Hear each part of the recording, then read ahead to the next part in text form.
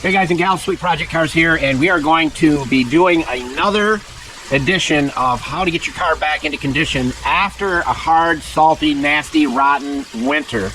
And I know some of you are still dealing with it, but you'll be able to use all these videos to make your car or truck the way it should be back to perfect.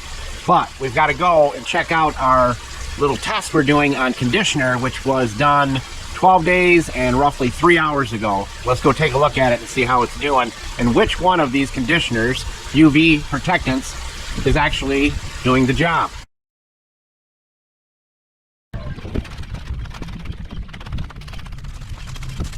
"12 days and 3 hours ago this was done, and that's what the sun is doing right now. It is about 12 noon on Friday. They all look nice and shiny. That's a little sticky. That's a little sticky. That's not sticky. They're all looking good. And of course you can look at the original video to see which one's which, because the magic marker part came off. You can see which one's which, and we'll mark these with the paint pen as we get further into this test. But right now they're even Steven.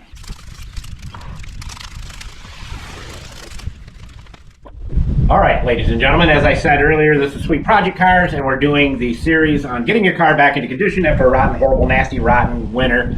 And I know many of you are still dealing with it. I know some of our people up in Michigan are still getting snow and blah, blah, blah. Not us. I've had all I could take of it, and I moved.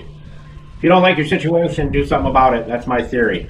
So, we're 12 days and 3 hours into the conditioner on the plastic out there. And we are very happy to say that it'll probably take a few months, but we're going to continue to give you updates on it. It's been 12 days and they all look good. So it's going to be really interesting to see how long they last out there in the Florida sun. So now what we've done the rust. Now you know how to deal with that using the baking soda. Check back on the other videos so you can keep up with what we're doing. Now we're going to do the seals, the door seals, all the rubber that's on the vehicle. You don't have to do your tires yet. It's not time until that's all done with the salt and all that garbage. But if you're starting to warm up and they're not using salt anymore on the roads, now it's time. We're going to use 303 because it's readily available. We have tons of it. And we'll do the seating in this car, the leather, which you want to do your leather. We're going to use the VLR. Julio, tell everybody where all these tools are, like the VLR. Buscar en el show más de la descripción del video para todas las herramientas. Thank you, Julio, Cesar, Chavez, Rodriguez, Jorge, Johnson, Thompson. We're going to use a VLR on the leather and on the plastic of the dash and that kind of stuff, but we're going to use the 303 on all the rubber and seals. So, Consuelo, come over on this side and we'll see what we got going on. All right, so on this car, if you're in the wintertime, these rubber seals down here take a beating. Your door seals up here take a beating. And then we got Duder here. Hi, Duder. Our dogs love to be out here with us. So this plastic up here, since we're up here, we're going to hit that with the 303. And it's real simple to do. So all we're going to do is we've got 2 used microfibers. And this one's stained up pretty good, but they all have been washed. They're just stained. And we're just going to put it on very generously and then lightly wipe it off. That's all you have to do. And this will keep everything from cracking. Now this is pretty wet, so I can come up here and just wipe this here. And if I need any more, I can put it on right there, because I don't want to really get it on my glass. Kind of a pain getting it off. Once you get it on there, put it a little heavier like this, and then get in behind the seal. You see how I got it? Consuelo, show them. Peel that back and get in on the back side. It's like that, all the way down. And again, this is for those of you who plan on keeping your vehicle, your cars, your trucks for long term. Again, this car is a 2015 and you'd never know it. So on this part here, the leather and the vinyl, I'm going to use VLR on it because I really like that stuff and I think it works really, really good. So now that we've got the door seal done and you want to get up underneath there, it'll take you a bit to get all this and get in behind there. Okay, you just make your microfiber thinner and get in behind. If you need more, just put a little bit more on there. Like that. Now, on this one here, these are WeatherTech floor mats. Floor covers, whatever you want to call them. And just put a little mist on there. I like to let it set and then come back and wipe it off. Now these seals are the same way. Get up underneath them. This seal, this plastic that's up under here, you want to make sure you get that as well. Any of the plastic with your 303.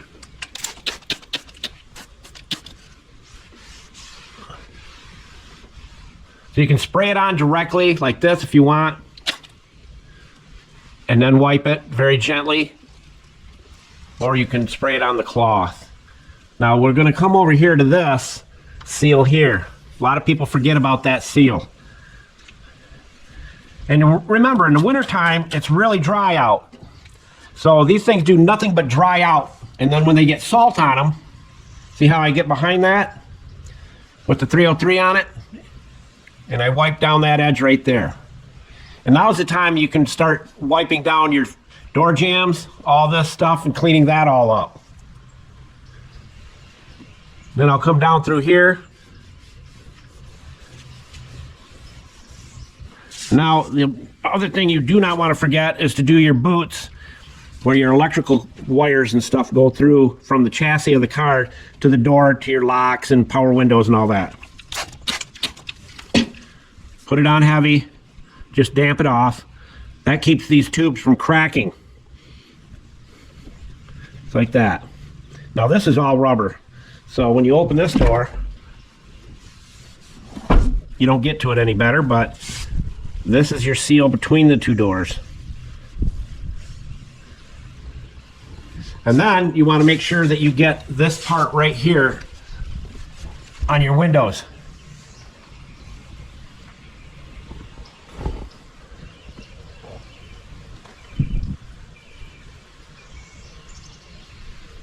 Hopefully you can see this. There's not a whole lot of light in here. What you do, after you get it on your glass, you have your other clear one. You can wipe it off this plastic here. Not a big deal. Then you just wipe your glass off.